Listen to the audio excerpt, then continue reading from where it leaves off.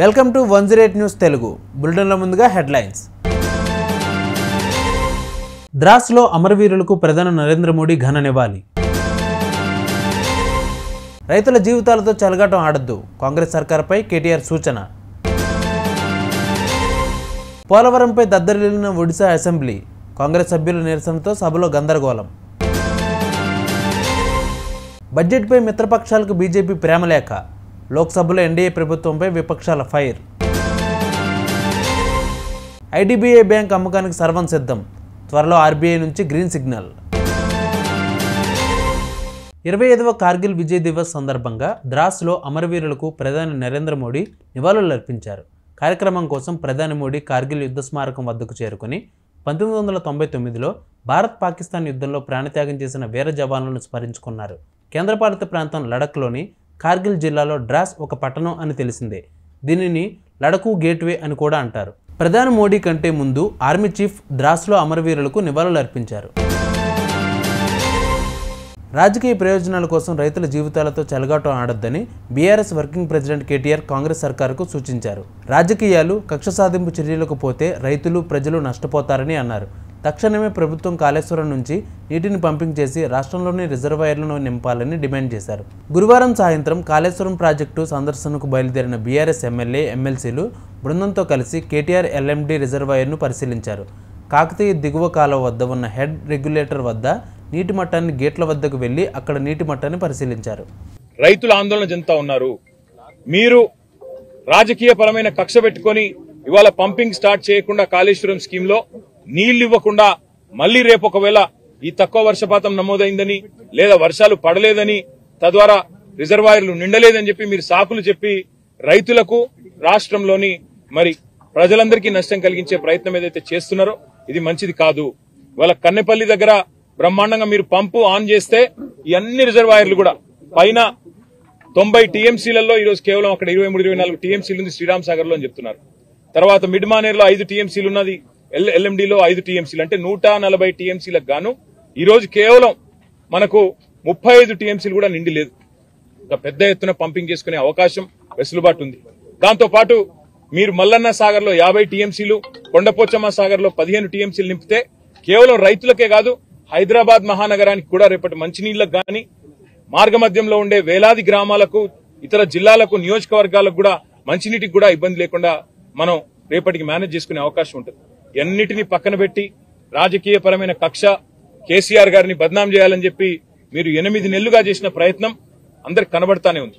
మేడిగడ్డ మేడి పండు అయిపోయిందని, మేడిగడ్డ ఏదో కొట్టుకపోతుందని, లక్షల కోట్లు కొట్టుకపోయినాయని మీరు చేసిన ప్రచారాలన్నీ ఉత్తివే అని చెప్పి స్పష్టంగా తేలిపోయింది. ఇవాళ మా శాసనసభ్యుల బృందం, మా శాసన మండలి సభ్యుల బృందం మేమందరం కూడా క్షేత్రస్థాయి పరిశీలనకు వచ్చి ఎండుతున్న రిజర్వాయర్లు, మండుతున్న రైతుల గుండెలు ఇవన్నీ శాసనసభ సమావేశాల్లోనే మీ దృష్టికి తేవాలన్న ఉద్దేశంతోనే మా పార్టీ అధినాయకులు కేసీఆర్ గారి ఆదేశం మేరకు, గంగుల కమలాకర్ గారి సూచన మేరకు మేమందరం కూడా రావడం జరిగింది. తప్పకుండా రైతుల పక్షాన రాష్ట్ర ప్రభుత్వాన్ని శాసనసభ సమావేశాల్లోనే నిలదీస్తాం, అడుగుతాం. ఎందుకు పంపింగ్ చేయడం లేదు? ఇవాళ దాదాపు 10 లక్షల క్యూసెక్కుల నీళ్లను తట్టుకొని, వరదను తట్టుకొని మేడిగడ్డ బ్రహ్మాండంగా టీవీగా నిలబడి ఉంది. అందుకే మేమనేది రాజకీయాలు వదిలిపెట్టండి, ఎలక్షన్లు అయిపోయినాయి, ఇంకా కూడా రాజకీయ ప్రయోజనాల కోసం, రాజకీయం కోసం ఇవాళ రైతుల జీవితాలతో చెలగాటం ఆడవద్దని చెప్పి కూడా రేవంత్ రెడ్డి గారికి, ప్రభుత్వానికి విజ్ఞప్తి చేస్తూ అధికారులతో మా సంప్రదింపులు కొనసాగుతాయి. అవసరమైతే అన్ని రిజర్వాయర్లు పోతాం. ఈరోజు కేవలం ఎల్ఎండికి వచ్చినాము, రేపు ఉదయం కన్నెపల్లి పంప్ హౌస్ పోతా ఉన్నాం, అదేవిధంగా మేడిగడ్డ బరాజ్ పోతా ఉన్నాం. అక్కడ కాళేశ్వరం వాతావరణం అనుకూలిస్తే అన్ని కూడా రేపు మధ్యాహ్నం లోపల చేసి మళ్లీ శాసనసభ సమావేశాలకు తిరిగిపోతాం. పాత్రికేయ మిత్రులకు కూడా విజ్ఞప్తి, దయచేసి రైతుల వెతలను, ఎండుతున్న రిజర్వాయర్లను కూడా మీరు కూడా దయచేసి ప్రభుత్వ దృష్టికి వచ్చే విధంగా మీరు కూడా ఈ అంశానికి ప్రాచుర్యం కల్పించాలి, ప్రచారం కల్పించాలని చెప్పి కూడా విజ్ఞప్తి. Thank you. ఆంధ్రప్రదేశ్లో నిర్మిస్తున్న పోలవరం ప్రాజెక్టుపై ఒడిశా అసెంబ్లీలో కాంగ్రెస్ సభ్యులు గురువారం నిరసనకు దిగారు. ఈ ప్రాజెక్టు కారణంగా మల్కన్గిరిలోని గిరిజనులు భూమి నీట మునిగిపోయే ప్రమాదం ఉందని కాంగ్రెస్ ఆందోళన వ్యక్తం చేసింది.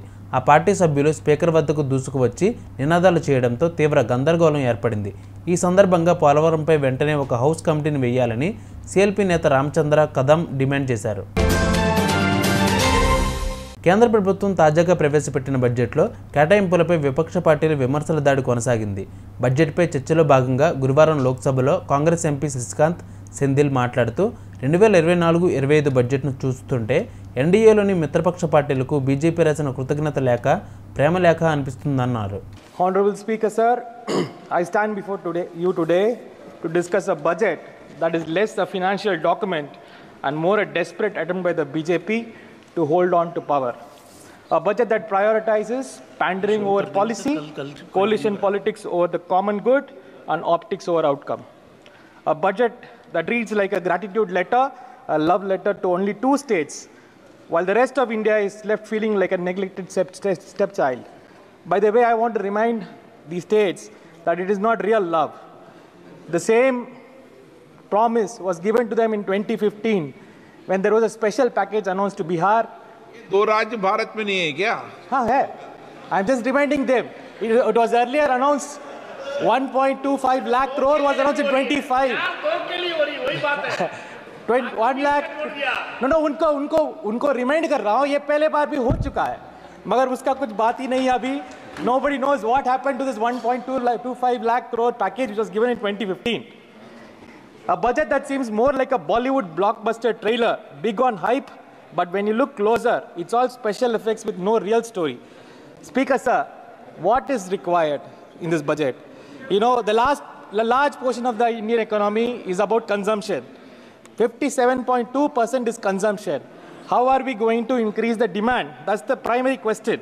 In 2014, in UPA government, 66.6% of the direct tax came from corporates. Today, it is 47%. And 53% of the tax is now paid by individuals.